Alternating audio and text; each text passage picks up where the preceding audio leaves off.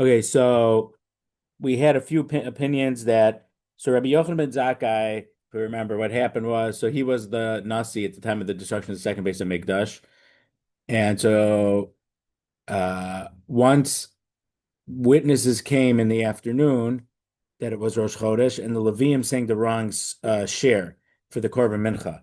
They sang the weekday share instead of the Rosh Chodesh share.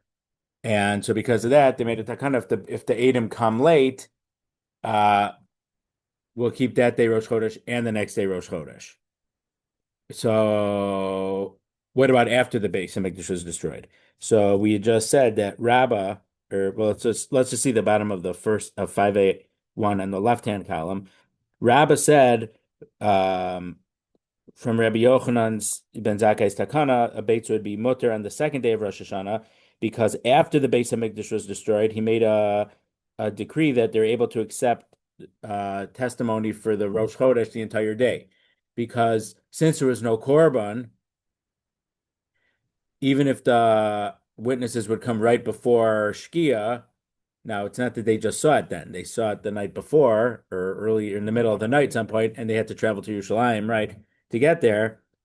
So since there was no korban, and the whole reason that he had made the other takana was because they made a mistake in their shir shel yom, because there was no korban anymore, they didn't have to make a shir shel yom. So that problem didn't exist. So he said they could make Rosh Chodesh even, a minute before Shkia. They would keep that day as Rosh Chodesh and not the next day. So that's Maybe when. donuts in the morning then. You didn't find out till late in the day. Well, the question is that, and we'll hopefully talk about that today. If you know that today is possible to be Rosh Chodesh, would you treat it as Rosh Chodesh from the beginning in anticipation, or would you not? Okay, so for Rav Yosef, Rav Yosef said, that's what we saw last week. Af mitakanus Rabbi Yochanan ben Zakkai ve'elach Beitza asura. Even after Rabbi Yochanan ben Zakkai's newer opinion, decree that we could accept testimony. So it's important to remember, and sometimes we forget. So 40 years before the Beis Hamikdash was destroyed, the Sanhedrin left the Lishkas Hagazis, their chamber in the Beis Hamikdash, because they were only able to give the death penalty when they were in that place. So because they were going to have to give too many death penalties, they left and went somewhere else in Yerushalayim just so they wouldn't have to give the death penalty. Because the Sanhedrin continued to act. Rabbi Yochanan Zakkai pretended to be dead, to be taken out of the siege, and he met with, who was it, Vespasian, and but who was only a general at the time, but he called him emperor, and he said, "I have to put you to death because you're disrespecting the real emperor for calling me emperor." He said, "No, you're the emperor." And then a messenger came in and said that the emperor had died and the Senate had made him emperor. So that was part of the thing. So one of the things he asked was to spare the Nasi's family and to let the Sanhedrin move to Yavna. So the Sanhedrin then moved to Yavne. It moved from other places. We saw in Ksuvos that it was further north. Where was it? Sipori, where Rabbi Huda Hanasi lived. So the Sanhedrin moved a bunch of times, and then we saw in Brachos, even in the last parak of Brachos, about some Chachamim who were declaring the calendar in Chutz La'aretz because there was no Talmidei Chachamim of their caliber in Eretz Yisrael. So there was for several hundred years after the destruction of the Beis Hamikdash, the second Beis Hamikdash, they were still declaring Rosh Chodesh based on witnesses and declaring and using the regular rules of declaring a leap year, meaning they didn't know they didn't use the cycle yet because there was a different Gemara. Rabbi Akiva was in jail from the Romans.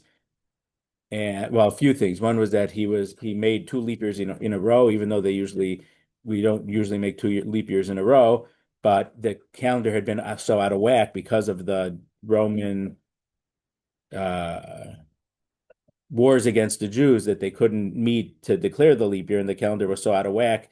He said we're going to have two leap years in a row. Questions that they had sent that they were yelling outside to him, so he would hear from inside the jail and yell back and answer. to make sure that he agreed with what they said or they needed his answer. So that I mean, remember Rabbi Kiva was almost 100 years after the destruction of the Beis Hamikdash because that was the time of Bar Kochba. So um so they still declared Rosh Chodesh based on testimony for hundreds of years after the Beis Hamikdash was destroyed. We should remember that and not forget that point. Don't forget it tomorrow. I'm saying it helps with some of the just the historical to understand what when we were talking about here and to realize it's not just when the David Demetrius was destroyed, we stopped accepting testimony. No, they still for a few hundred years declared Rosh Chodesh based on testimony. Beitza asura, an egg is still prohibited if the egg was laid on the first day of Rosh Hashanah, you're still not allowed to use it on the second day of Rosh Hashanah. My timer, what's the reason? Havidavar sheba minyan.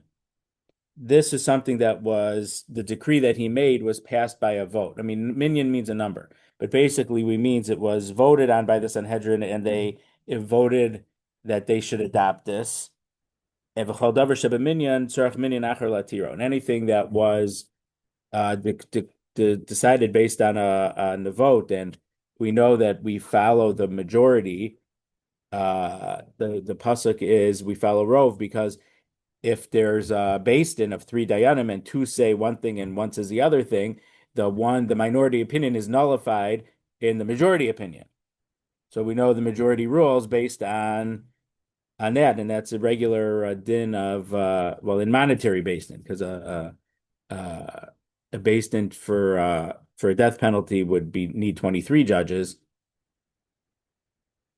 Um, you still need a majority, but it's a little bit more detailed. You could have a smaller percentage majority because 2 out of 1 is 67% about. And for that, Well, right. So but we say that there's a different halacha. Can't be 12 to 11.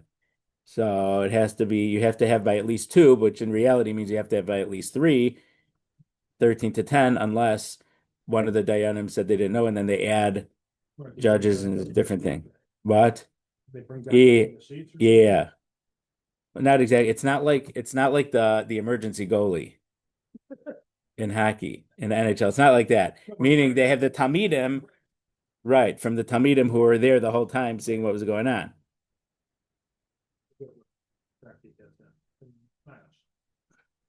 It's in Sanhedrin probably.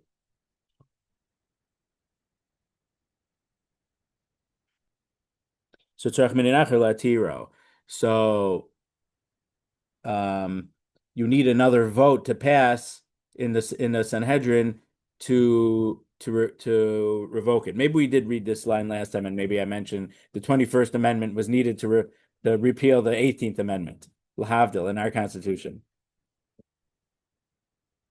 So I'm Rav Yosef Nami. Allah, how do I know um, that we would need another vote by the Sanhedrin to undo a earlier decree?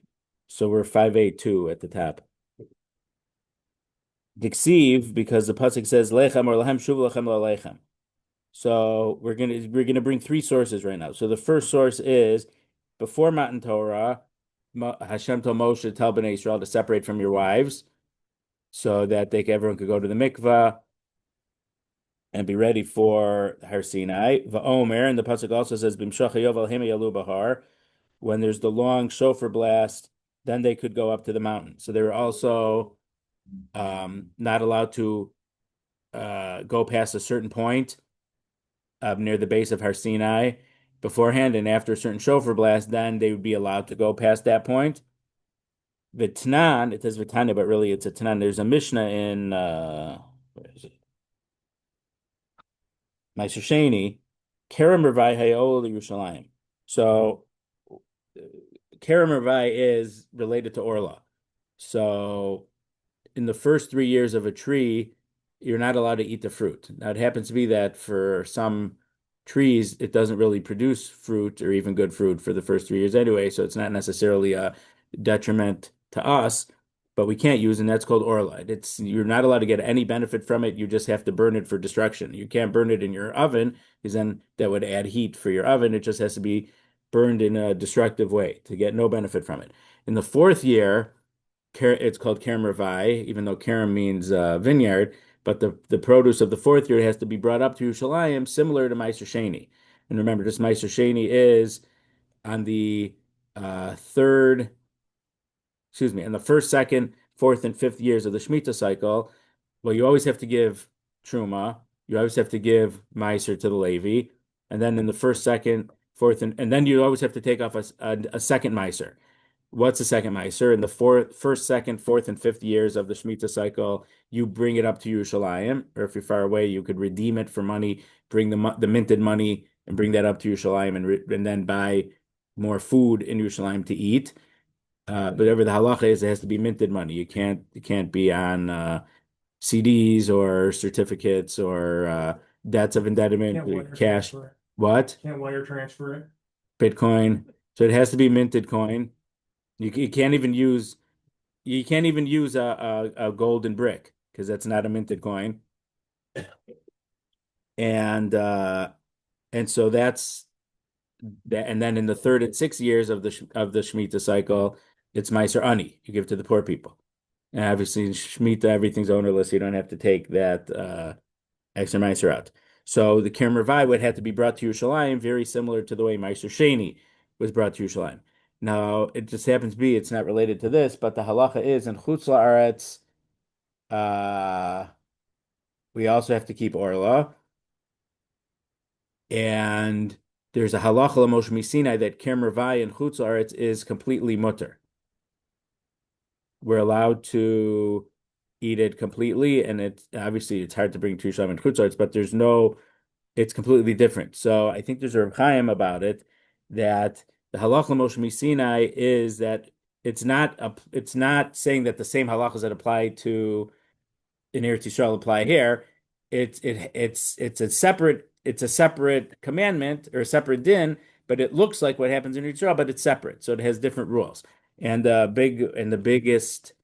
of the biggest differences between the Kerem Revai and Eretz Yisrael and Chutz La'aretz is that in Eretz Yisrael, if there's a safek, you have to be strict, and if there's a doubt about in Chutz La'aretz, you should be lenient and use it.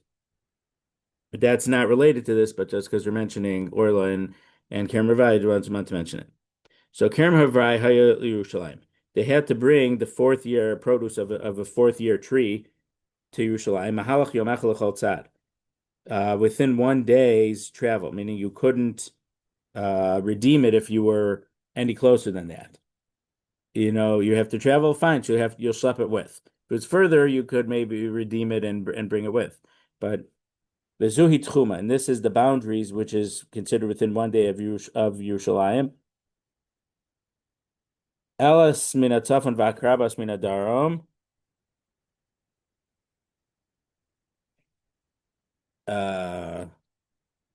They switch the words of north and south in these two things. Elas from the north, it's not Eilat, it's a different place. Excuse me, Elas minha, it got changed to Elas minha darom. Elas from the south, Akravat mean Atzafon from the north, Lud min Amarav, Lud from the west, and Yardin min Mizrach. And the Jordan River is the eastern border of what's 1 day's travel. The Amar Ula, and Ula says, Vitema Rabba Bar Chana Am Rabbi Yochanan, and some say it was Rabba Bar Chana who said in the name of Rabbi Yochanan, my time, what's the reason that you had to schlep your produce and you couldn't redeem it? If you were further than that, you could redeem it with money and then get to Yerushalayim and uh, and then buy new food in Yerushalayim. Kedei la'ater shuka Yerushalayim beperos. In order that the markets of Yerushalayim should be crowned with fruit. There should be lots of fruit there. So it's a little bit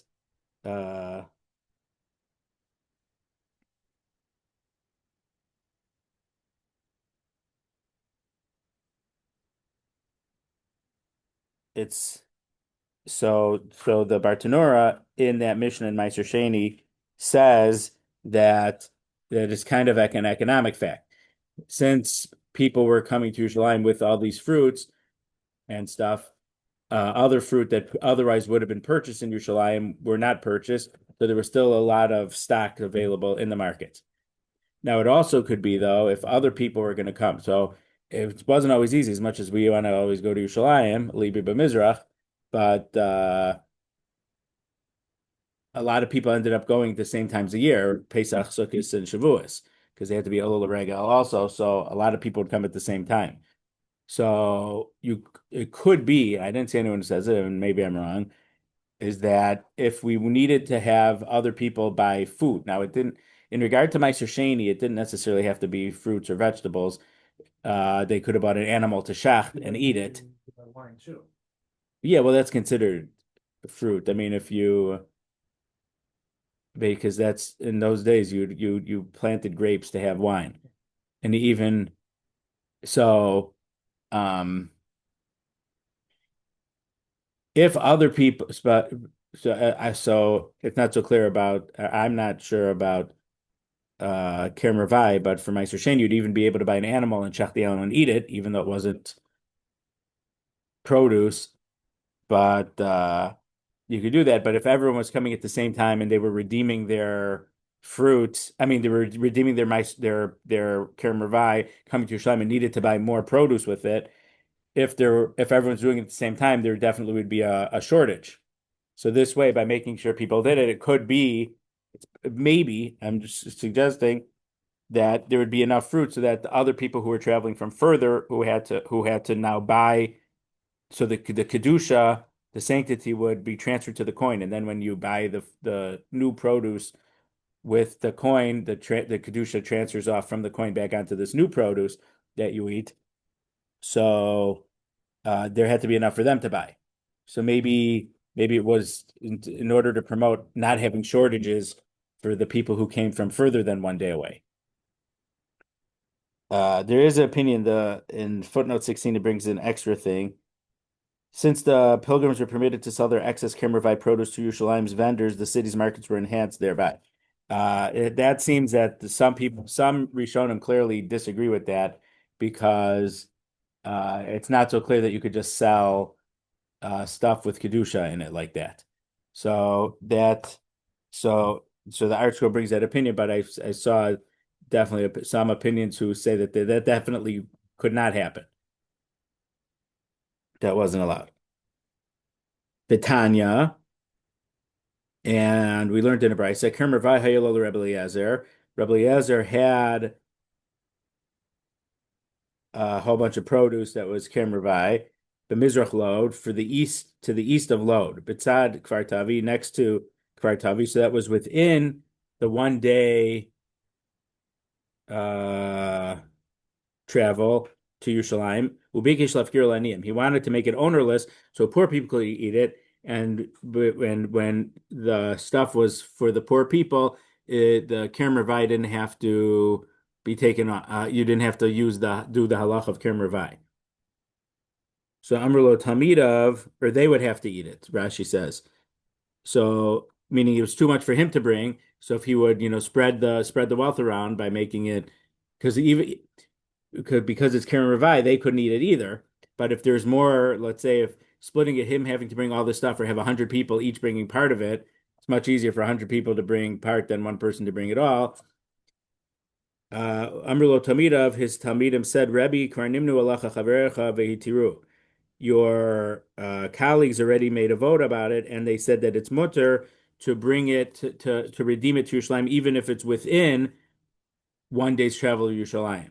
So we see that if there was so in that case, because it's Talmidim said that the Sanhedrin made a vote and made it mutter, we see that something that had been enacted by a vote of Sanhedrin, you need another vote of Sanhedrin to undo it. So Rabbi Yochanan ben Zakkai's decree about not accepting a Rosh Chodesh, the testimony for the new moon after Mincha needed to be rescinded. formally by another vote, and we don't have that. Mincha in the afternoon. But by the time they brought the korban, so the earliest that they could have brought the korban was if you sunrise and sunset is 6 a.m. and 6 p.m. it would be 12:30. But they only brought it that early on Erev Pesach.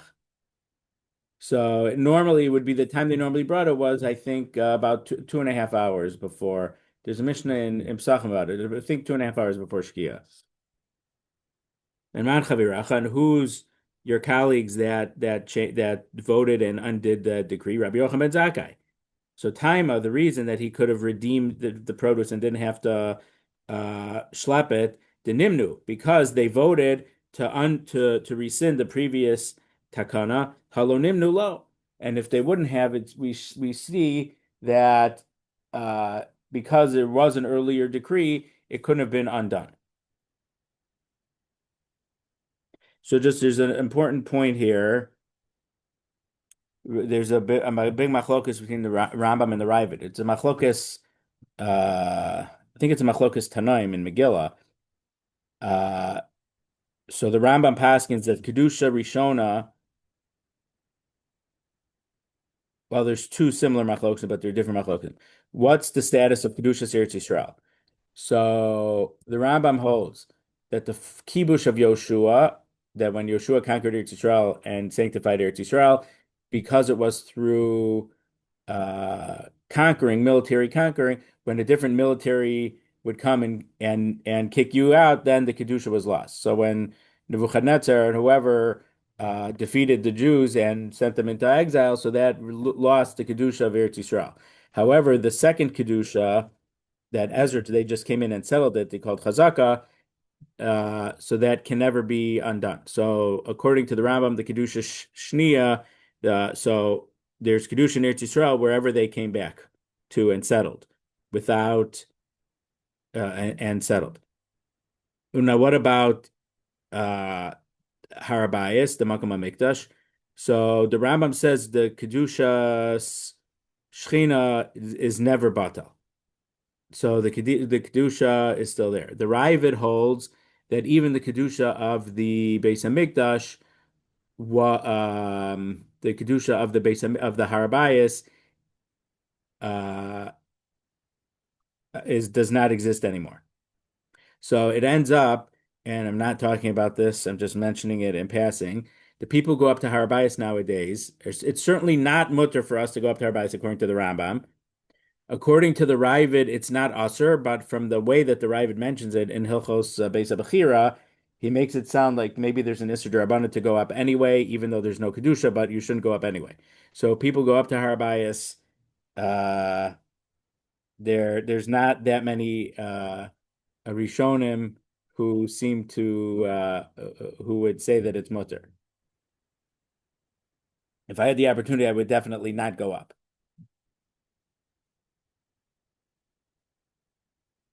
So Maiva Omer. So why did he have to bring so many sources to show that a takana needs a new takana to undo it? If it was done b'minyan with a vote, it needs to be undone. Hachi Kamar. So this is what he meant. Michti ksiv Elisha. In regard to the first thing he's talking about, before Har Sinai, Moshe told Bnei Israel to be ready in 3 days, separate from your wives, and then they were going to, and then in order to go to the mikvah and be ready, and then after the Har Sinai experience was over, he said, Lechem Arlechem, Shuv Lechem Alechem. Why did Hashem tell him, go tell them that they can return to their tents and not be separated from their spouses anymore? Shema Mina, we learn from the fact that Hashem had to tell them that they could return to their tents. Anything that was done by a vote needs another vote to undo it. So a couple of comments about this. This wasn't exactly Hashem said it. So the fact that Hashem said it, though, lo b'shmaim, it became halacha that they had to follow because Moshe Rabbeinu told them. And Moshe was like Sanhedrin, so when Moshe told them, Moshe had to tell them that it was that they could return to their family lives. There is a machlokas Rishonim, actually a machlokas what Rashi held. So it is a point. What if the Chachamim would have made a decree and said, for 30 days, don't do this. When the 30 days is over, is the decree nullified because they what we would call in legislation a sunset provision. So they make a law and say this is going to be the law, but it lasts for 5 years, and unless we renew it, it's just going to end. So if there's a sunset provision in there, does that work halachically? So there's a machlokas what Rashi said. Rashi, what in the text that we have for Rashi says that's not good enough. Once they made a decree, even if they said, or because of issue X, and once issue X wasn't an issue anymore, it would seem to sunset. No, Rashi holds you need to have a new decision of the Sanhedrin to undo that decree. And then the Tosos, I think in Sanhedrin, the Re or some, I forget exactly which, said that Rashi, I guess later his life changed his mind and said that if there's a sunset provision in it, uh, then it does end by itself. A sunset provision would work. So there's a machlokas, exactly what Rashi himself holds. So that's a discussion in Rishonim. So that's an interesting thing to know. Would a sunset provision work if Sanhedrin made it that way? According to many Rishonim, it seems it would not work. And the opinion that says we do says that Rashi says it, even though we have lots more Rishonim who don't have Rashi changing his mind about that. Um,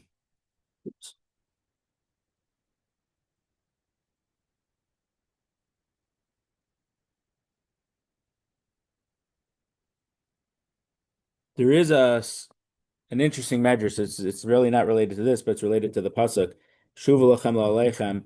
So I don't remember if I think the Tosos, the Dasakim about Tosos says that why that people were crying outside their tents, and they were crying that there were some relations that non-Jews were able to be married, but once the Torah was given, we're now not permitted to be married. And one of those is that you're not allowed to marry your aunt. And so Amram, Moshe's and Aaron and Miriam's father, was married to Yocheved, who was his aunt. So according to Dasikanim, after Har Sinai, so they would have been very old if they were still alive. According to this medrash, they were still alive. Yocheved and Amram, among other people, couldn't be married to their spouses anymore. So they were. It's related to this pasuk. It's not the exact same pasuk, but they were crying outside their tents about some of these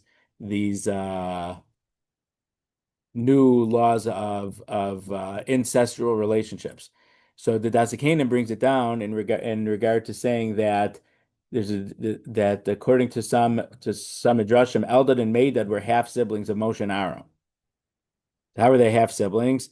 So the Dasikanim says so Yocheved got married to someone else and had more kids, and they became these great Nevi'im who out of the 70 we don't know or the 70 we don't know any of their names except Eldad and Medad who were giving nevuah. Now, according to that, it was a super miracle because Yocheved was already 130 years old when no, she was how old was she? I think she was at least 130 years old when Moshe was born. So she would, and this would have been, and Moshe at Har Sinai would have been almost 81. So she would have been well over 200 years old. So I don't remember who discusses it, but the Ralbag for sure mentions that he doesn't think that Yocheved could have been. So if Yocheved was that old, that's according to a different medrash that if you count up all the Bnei Israel who went to Mitzrayim, there were only 69. So who is the 70th? So Rashi brings the medrash that Yocheved was born as they were entering Mitzrayim. Yocheved Shenolda Bein HaChamos. So according to that, she would have had to been about 130 years old when Moshe was born. So the Rabbi doesn't like that because he says if something like that happened, if Sarah, when she was 90, had a baby, was such a big miracle, the Torah tells us about it, should have told us that she was 130 years old and had a baby. So therefore, he says, no, she was born later in Mitzrayim, so she wasn't born that early when when she still wasn't so young when Moshe was born, but a few decades later. Uh, then I think the Yonasan ben Uziel says something else, and according to that, uh, it gets a little bit more complicated because it's according to that, or the Dasa Kingdom itself mentions that Eldad and Medad were from two different Shvatim. So either one would have been from Amram and one would have been from Yocheved, or Amram was married to, well, the Yocheved would have had to be married because Amram would have been a Levi. Sons of Amram would have been a Levi. Yocheved could have married someone from a different Shevet. But if they were the Nisim from two different Shvatim, she would have had to be married at least two more times to two different husbands from two different Shvatim for Elder to according to the other text of the Medrash. So that's not related, but to our context at the Gemara here. But it's an interesting thing. Okay, v'chi temel mitzvos ono huda asa. So we're at the beginning of the second paragraph on 5b1. V'chi temel mitzvos ono huda asa. And if you want to say that the reason that Hashem told Moshe, okay, they could go back to their tents now to their wives, it's to tell us that it's to say that there's a mitzvah to because we've mentioned many times, especially in Ksuvos, that you have a husband has three obligations: share, ksus, and ona. To give her food, um, clothing, and the marital relationship. So if you want to say that Tshuva Lechem L'Lechem is telling us that there is an obligation for them to be with their wives, and they wouldn't be able to want to live a life of like monks or Tashma from the fact that the pasuk explicitly says that when the shofar blast comes, then they could come back to the mountain. We see that definitely it's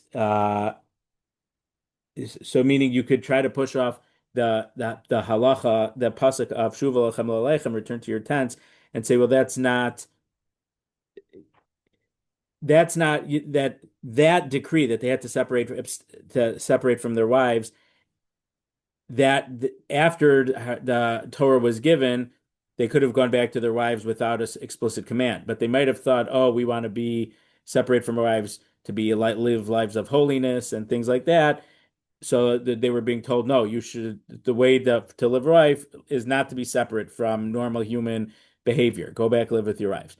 So if that's how you would want to interpret it, we could say from the pasuk, Bahar, after you hear the long shofar blast, you're able to go up on Har Sinai after that point. So to the prohibition against them going up to Har Sinai was also part of the same restrictions. And we see that they needed to be told that they're allowed to go back up the mountain. So that shows that because it was prohibited by Sanhedrin, by Moshe telling them not to, we needed Moshe to tell them that they were allowed to once again. So Davar Shebaminyan needs a different Davar Shebaminyan in order to undo it. Michti, but what did it say over there? Ksiv gamatzon rabakol yoram the sheep and the cattle cannot graze by the bottom of the mountain. So why do I need a pasuk that after you hear the long shofar blast, then you can go back? Shema mina, we learned davar shebaminyan tzarich minyan achar latiro. So it's something that's Sanhedrin decided by a vote or by a group. By a vote, you need another vote to rescind it. And if you only say these are things that are from the Torah law, and something that Hashem told Moshe to say is the Torah law, even if it's not one of the 613 mitzvos, maybe I might think a rabbinic enactment we don't have to be so strict about that. If the Chachamim decreed something, we don't need the Chachamim to undecree it, to vote to undecree it. Tashma, we learned in the Beitza, Kerem Ravai, about the fourth year produce, V'hakerem Ravai Drabanan. but bringing the Kerem Ravai to Yerushalayim is only on a rabbinic level. So Kerem Ravai is not is deraisa, but the fact that if you're within 1 day's travel of Yerushalayim, you're not allowed to redeem it. That's derabanan. Amri La Lay and the students of Rabbi Lazar told Rabbi Lazar, your colleagues, meaning Rabbi Yochanan ben Zakkai, brought it to a vote in the Sanhedrin, and they said no. I mean, lahater to make something permitted actually comes from untying something. They undid the restriction of not redeeming it.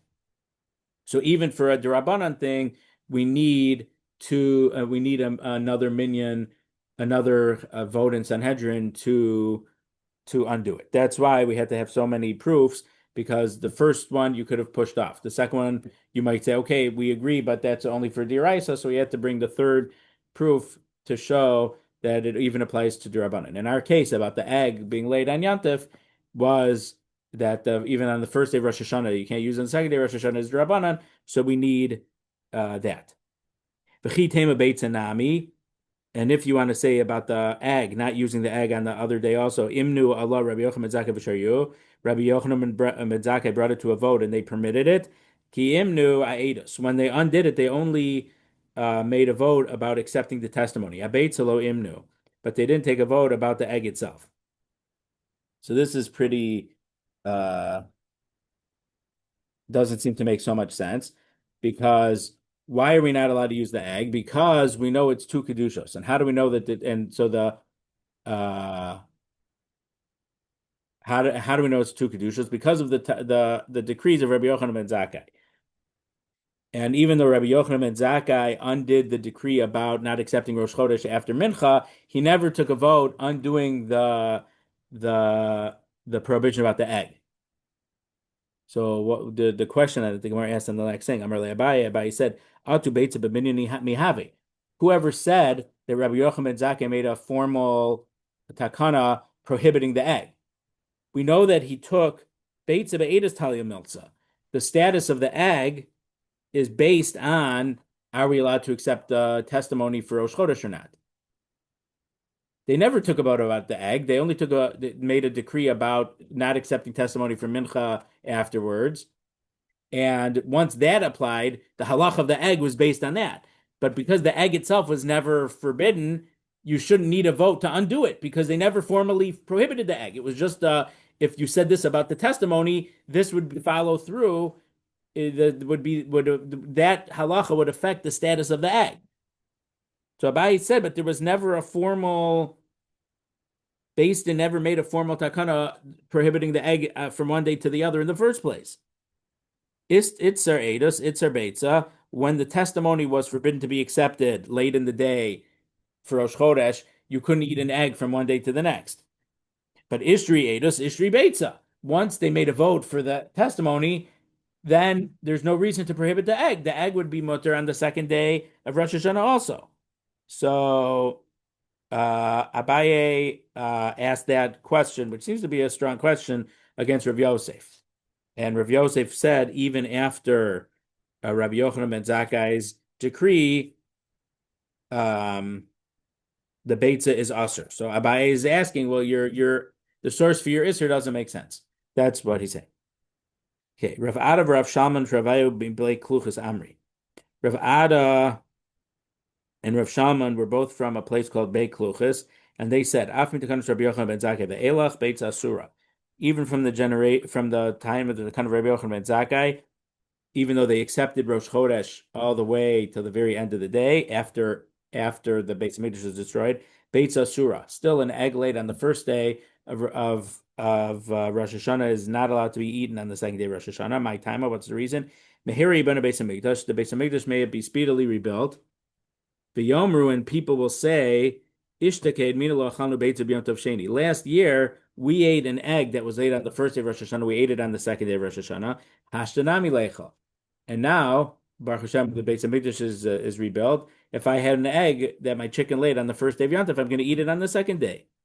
But they didn't know that last year there were two different kedushas. One was safek and one was not safek. And that's why we allowed the egg that was laid on one to be eaten on the other day. It wasn't one. It wasn't Yom HaRichta. It wasn't one long day of the same kedusha. It was two separate kedushas. The hashta kedusha achasi. But now that the Beis Hamikdash is rebuilt, it's one long kedusha. So we don't want people to make that mistake. Ihachi, the Gemara says no. If that's true, now Eidus Nami Lo Kabel, we shouldn't accept testimony after the time of the mincha would have been brought. If there was a Beis Hamikdash, we know that Rabbi Yochanan ben Zakkai said not to accept the testimony after the mincha is brought. But at once the Beis Hamikdash was destroyed, he made a new takana and says, no, you can take it the whole day. Well, according to the logic of what Rav Ad and Rav Shalman just said, we shouldn't allow that because Eidus Nami Lo Nekabel, we shouldn't accept testimony after mincha time. The korban mincha would have been brought my time. But what's the reason? Here, Beis Hamikdash should be speedily rebuilt. V'yomru, and people say, Ishtakin Milo Kabelno Eidus Achodesh Kol Yom Kulo. Last year we accepted testimony all the way till sundown. Hashtanami Nekabel. Now we also should. So the point is, though, is that Rabbi Yochanan ben Zakkai did his does the it's a reverse sunset. He rescinded the decree. If when the Beis Hamikdash be rebuilt, which should happen tomorrow, is his takana going to come into effect again? It would seem to be a new takana, but the Gemara at this point doesn't seem to be assuming that. So the Gemara says that's not a question. Hachi hashta, what's going on here? Hasam edus misrula based in. The acceptance of testimony is based on the Sanhedrin. Beitza will come asura. The egg is given over to everyone. So if something that anyone can make a decision for themselves, they might make a wrong decision. But the Sanhedrin knows all the details, and they're not going to make a mistake to accept the testimony if at the time they shouldn't accept testimony. So we don't have to worry that Basin is going to make a mistake. Obviously, there's a homasachta horios in case they do, but the likelihood of them making a mistake is very small. And the logic that you just said, oh, last year we did it this way, so we'll make a mistake next year. We don't think that Beis Din is going to make a mistake like that. So again, this was another the Gemara tried to say that the egg that was laid on the first day of Rosh Hashanah should be prohibited from being eaten on the second day, and the Gemara pushed it off at the end. Another opinion that it should be prohibited for both days. Rava Amar Afmi Takanas Rabbi Yochanan ben Zakkai ve'elach Beitza asura. Even after Rabbi Yochanan ben Zakkai's takana that we're allowed to accept testimony for Rosh Chodesh the entire day. Beitza asura, the egg is still forbidden. Mila motor Rabbi Yochanan ben Zakkai. Doesn't Rabbi Yochanan ben Zakkai agree? She'im bo edem in a mincha mala. If witnesses came from mincha and later in the day, shenagim osa yom kadosh l'machar kodesh. We keep that day as Rosh Chodesh and the next day of Rosh Chodesh.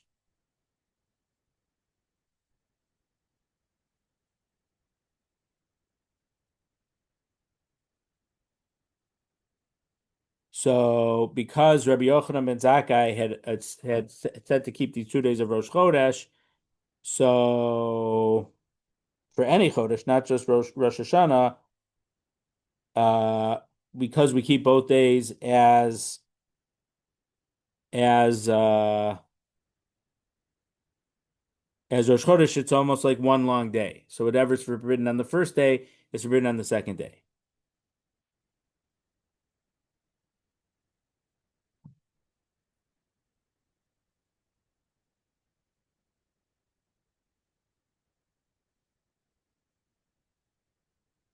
Okay, and so let's just read to the very bottom here, and then I'll mention something about the line we just read. Va'amar Rava said, we pass like Rav in these three opinions, bein the kula, bein the chumrah, whether it's a leniency or whether it's a stringency. So if Shabbos is on Friday, excuse me, if an egg was laid on Shabbos and then Yantif is Motzei Shabbos, Rav says you're not allowed to have the egg on Yantif. Or if 2 days of Yantif in Chutz La'aretz, Rav says you are allowed to eat the egg on the second day, or 2 days of Rosh Hashanah, he says you're not allowed to eat the egg on the second day. And it was laid on first, we passing like that, whether it's a strict or a leniency. Okay, Rishona mentioned on here, it's a big machlokus between there's a big Balamor. The Rif talks about it. what's the halacha in Eretz Yisrael? Everyone knows nowadays, basically, there is an opinion that they would only keep 1 day of Rosh Hashanah, and but many Rishonim say in Eretz Yisrael, all the reports that we have, they've been keeping 2 days of Rosh Hashanah for hundreds and hundreds of years, so they need to keep 2 days of Rosh Hashanah. Uh, everyone, even though, so there's a small amount of Rishonim, primarily the Balamar, and there I think it's a Rabbeinu Ephraim, who said that in Eretz Yisrael to keep 1 day of Rosh Hashanah, we don't pass in that way. Now, a separate point, maybe I mentioned it last time, which is what, 5 weeks ago. So in the time of when they would send out messengers from Beitza to let people know when there's Rosh Chodesh or lighting the bonfires. What if you're in a place within the distance of where the agents, the messengers would have gotten to, but it wasn't on their path? They went a certain way, and let's say let's say nowadays there's a community, a village, whatever, in Eretz Yisrael, clearly within the place where the messengers would have reached, but and let's even assume that archaeological evidence is unquestionably accepted, and we have absolutely no archaeological evidence that anyone ever settled there in the last 10,000 years, according to the archaeologists. So, according to the Rambam, if you're in a place that didn't keep 1 day of Rosh Chodesh, because there weren't people, 1 day of Yantif, we're talking about Yantif now, 2 days of Yantif. According to the Rambam, they would have to keep 2 days of Yantif. You only keep 1 day of Yantif if you're in a place where in Eretz Yisrael, they always kept 1 day of Yantif. That's the Rambam's opinion. I don't know if people explicitly disagree on that, but I know Lamaisa people probably don't follow that Rambam. Okay, we're in Eretz Yisrael, 1 day Yantif, no doubt. Okay, so back to the the very bottom of 5b2 and the top of 5b3. Doesn't Rabbi Yochanan ben Zakkai agree that if witnesses came from Mincha onwards, we keep 2 days of Rosh Chodesh? So Tosos brings down a question of the Rach or a question against Rashi, and the question against Rashi is basically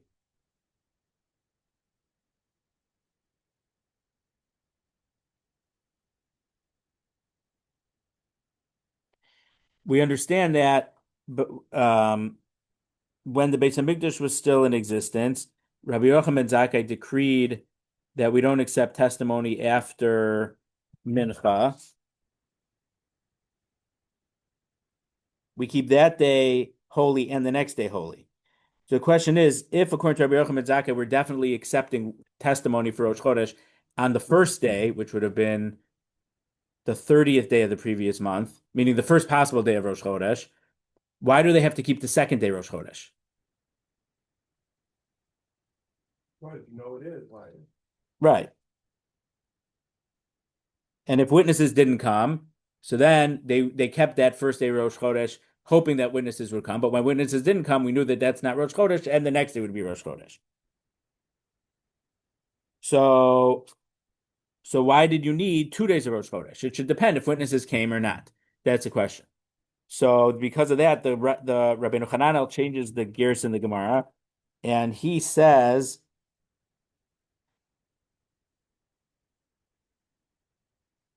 Milo Moda Rabbi Yochanan Zakkai. Doesn't Rabbi Yochanan Zakkai agree? She'im lobo edim in a mincha lamalish and agim oso yom kodesh. If witnesses didn't come from mincha, then you keep 2 days of Rosh Chodesh. But if witnesses did come the first day, then you only have 1 day of Rosh Chodesh. So that's Rabbeinu Hananel's text. So why wouldn't Rashi agree with that? So Rav mentioned something interesting. Rav mentioned that it's brought down. I think it's in at the very end of I think it's in the fourth chelik of Mishnah Berurah, the very end. When there's a couple semanim about the calendar. There's a principle lo adu rosh. Rosh Hashanah is not allowed to be, the first day of Rosh Hashanah can't be a Monday, Aleph, Wednesday, Yom Dalet, or Friday. And the other part of the rule is Lo Badu Pesach. First day of Pesach can't be Monday or Wednesday or Friday. So the Rambam says that only applies to the time when we have the cheshbon we're using based on the calendar. But if there was witnesses coming, Rosh Hashanah could fall out any day, Pesach could fall out any day. Rashi, though,